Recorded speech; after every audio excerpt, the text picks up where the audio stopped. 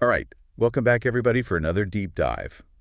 Today, we're looking at something that's pretty fundamental to, well, just about everything. Oh, We're yeah. diving into language, Mm. but we're going way deeper than, just small talk and everyday conversation. Hyper then, hey, how are you? Exactly. Mm. We're talking about the power of language Right. to shape, Yeah. like literally shape the way we think and how we see the world and even our reality. Wow. All that from just words. That's a lot to unpack. It is. But luckily, we've got this awesome article All right. by Keisha Solomon. It's called The Power of Language, How Words Shape Our Reality. Catchy title. And she's brought in like all this research from neuroscience, psychology, you name it. So where do we even begin with something this big? Well, she starts off talking about something called linguistic relativity, Okay. which is this idea that's been around for a while. Like, how long are we talking? It's connected to this theory called the Sapir-Whorf hypothesis. Have you heard of that? I think so. Rings a bell. Yeah. So basically it says that the language we speak can actually influence, like directly influence the way our brains work. Like how we think. Yeah. It's like, how we usually assume that Yeah. language is just this neutral tool, right? Yeah, like it's just how we express our thoughts. Exactly. But what if language is actually shaping those thoughts in the first place? That's trippy. I know, right? Hmm. Like instead of language just reflecting reality, it's actually Creating it. kind of, yeah. It's helping to mold our reality. Okay, so how does that actually work? Like, give me an example. Okay, so have you ever heard about those languages that have like a ton of different words for snow? Oh, yeah, like the Inuit languages. Right. Yeah, exactly. They have words for powdery snow, wet snow, Right. crusty snow, like all kinds of snow. Wow, that's so specific. I know. So the idea is that if your language has all these different words for snow, You're going to be way more aware of all the different types of snow. yes, and not just aware of them, but you're going to actually experience them differently. Like, you're going to be able to see the nuances. Yeah, the subtle differences that someone else might totally miss. So someone with just one word for snow might just see, well, snow. Exactly. But someone with all those specific words is going to have a much richer experience of a snowy landscape. That's so cool. I know, right? And it makes you think, like, how much does that affect their everyday life? Oh, totally. Like how they dress for the weather. Yeah. Or maybe even if they think it's safe to travel. Makes you wonder how much of our perception is shaped by language without us even realizing it. Totally. Have you ever learned another language? I have. Yeah, I took Spanish in high school and then tried to learn some Italian on my own. How's that? Did it feel like, I don't know, like it changed your perspective at all? It definitely did, yeah. Like, I had to learn a whole new way of thinking about grammar and sentence structure, and even just little things, like how genders are assigned to nouns. It makes you realize that there are so many different ways of looking at the world. That's amazing. And the article goes on to talk about how all of this, Yeah. it's not just some abstract idea, like it actually shows up in our brains.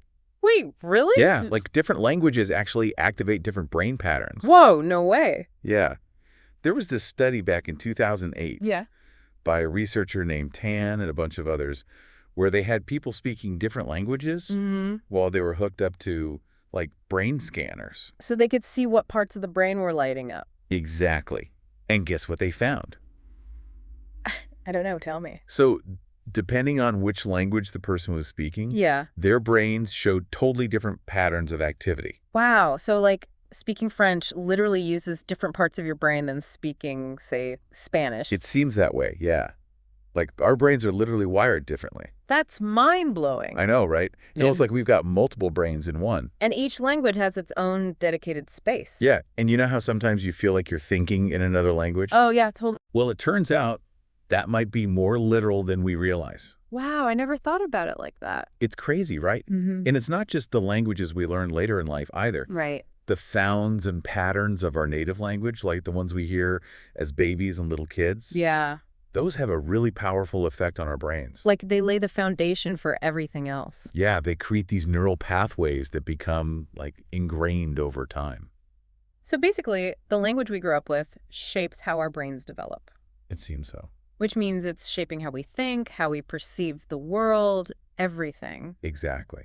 It's pretty profound when you think about it. It is. It makes you wonder how much of who we are is determined by the language we speak. Right. And it goes even deeper than that. Oh. Because it's not just about how we understand the physical world around us. What else is there? Well, think about our social interactions, Okay. like how we see other people, how we judge them, And even how we experience our own emotions, all of that is influenced by language, too. I can see that, yeah. Like the words we use to describe people can definitely affect how we perceive them. Exactly. Like if you call someone thoughtful, it creates a different image in your mind. Then if you call them hesitant. Right. Even though both words could technically describe the same behavior. So language isn't just about conveying information. Oh, It's yeah. also loaded with all these social and emotional meanings. It's like every word comes with this whole baggage of associations and connotations. I might not even be aware of. Exactly. And that baggage can really affect how we judge people and even ourselves. So the words we choose can have a huge impact. So they really can, yeah. There's a study from 1993 Okay. by Hardin and Banaji where they showed that even subtle differences in the words used to describe someone. Like thoughtful versus hesitant. Yeah, exactly. Those kinds of differences can actually change how we feel about that person. Wow, that's kind of scary. It is, right. Hmm. Makes you realize how much our social interactions are being shaped by language. And we might not even be aware of it. Right. So it makes you think, if language has all this power, Yeah.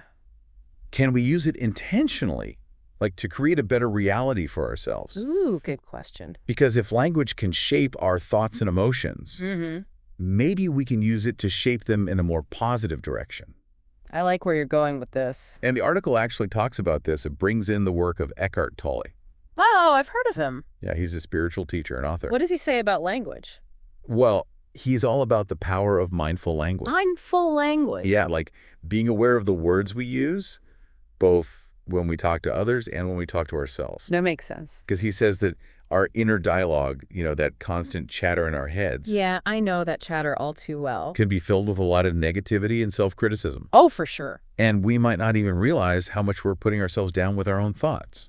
So what's the solution? Well, Tolle suggests that by becoming more aware of those negative thought patterns and consciously choosing to use more positive and empowering language. Like talking to ourselves with kindness. Exactly. We can actually shift our mindset and create a more peaceful and positive experience. Wow, so it's not just about what we say to others, it's also about what we say to ourselves. Yeah, that inner dialogue is super important. I'm definitely gonna have to pay more attention to that. Me too. And this whole deep dive has really been mind-blowing for me. Tell me about it. Because we've seen that language doesn't just reflect reality. Right. It actively shapes it. In so many ways. From how we perceive the world, to our emotions, to our social interactions. And it all comes down to words. I know, it's incredible. And it's a powerful reminder to be mindful of the language we use. Absolutely, both with ourselves and with others. Because our words matter. They really do. They have the power to build people up or tear them down. And they can shape our individual realities and the reality we create together as a society. Wow, when you put it like that, it's pretty heavy stuff. It is. And before we wrap up, I have one final thought for you to ponder. Okay, hit me. So we've been talking about how language shapes our individual realities, right? But what about the language we use collectively as a society? Ooh, interesting. How does that shape our shared reality, our culture, our values? That's a big one. It is, and it's something to think about. It's definitely food for thought. Well, on that note, thanks for joining us for another deep dive. It's been a pleasure. We'll see you next time.